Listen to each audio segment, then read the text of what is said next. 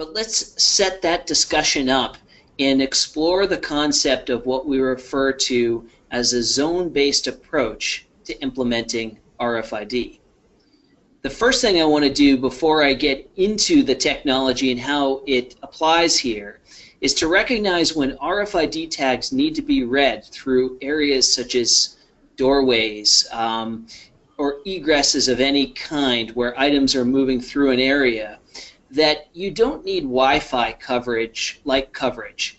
Where, today in today's office environment or warehouse environment, we might take for granted that there's Wi-Fi signals flowing all around us. What we want to do with RFID reads is hone in on a particular area so that as items move through, you can understand where it was last known in terms of its location. Then, by using mobile computing capability, we can actually identify exactly where that item is within that area. And we'll talk about this two-step approach, which is easily the most economical you can get with this technology and the most effective on the market. So we create RFID zones, and what you see on the right-hand side is a blueprint of part of A2B Tracking's facilities, where you can see we have office areas here at A2B Tracking, we also have warehouse areas, and you can see where dock doors and doorways that feed from one part of the facility to another have zones established for them. Those zones can be the choke points where it can go from one room to another, into a hallway, into a storage area, perhaps an IT closet or a tool crib of some kind.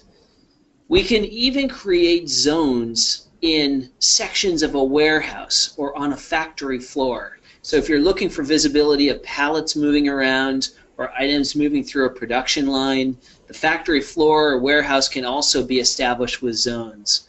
But the good news of all of this zone-based approach to RFID is that you can control the size of your zone with as many readers as you may need in particular strategic points throughout your facility to get that visibility down to a very granular location or to maybe broader locations depending upon how much infrastructure you want to put in and also how much cost you want to expend to do so.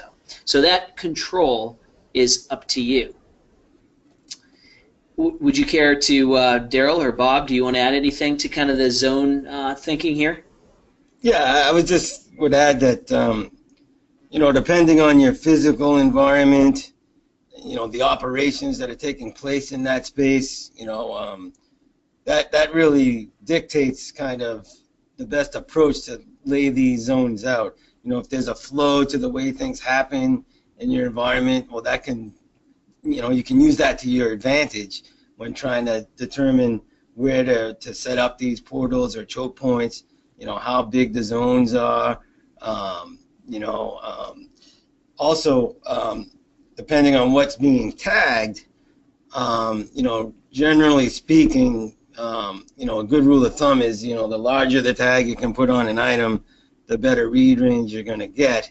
So if you're tracking large items like ground support equipment, something like that, where you can get a real good sized tag on there with a good sized antenna in the inlay, then the zones can be larger, because when you go out to seek and locate the item with the mobile handheld, you can start to achieve read ranges of 40, 50, 60 feet.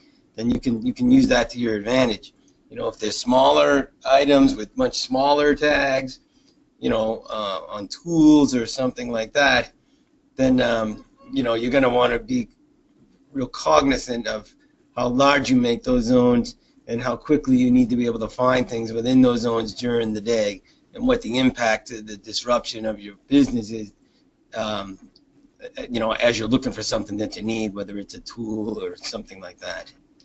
But the common goal here, right, is that we really take a process that may take many man-hours to locate an item, and you're really taking it down to literally minutes, if not seconds. So significant gains to over what a manual process would be, or even a barcode-based process, because we know items walk, right, or they grow legs and move throughout a facility unbeknownst to the person who might be looking for them. Right. Just for example, just a 50,000 square foot warehouse without any of this capability, and now you're out there just manually searching under workbenches, up on shelves, and who knows where else. Versus using the technology, we break the 50,000 square foot zone warehouse down to 10 5,000 square foot zones. I know it's in zone D. I go out to zone D with my mobile, and in a 5,000 square foot space, I'm going to locate that item in 1 to probably 5 minutes. And using the zone-based approach with fixed readers and passive tags is incredibly cheaper and more cost-effective, as you mentioned, Pete, than using RTLS or even active tags. RTLS has its place for real sensitive asset tracking and movement of personnel throughout certain facilities. However, with this zone-based approach, anyone can afford RFID, and it's not that you can afford it and that it's not as good, but it's just as good. I mean, we have this real creative approach to zoning, and in a moment you're going to see that we'll be starting off in zone 1 because that's our actual building layout, and then approaching zone 3. So when you start using this zone-based tracking using fixed readers in combination with mobile technology to locate an item based on its last known zone, it's a really, really powerful, cost-effective solution.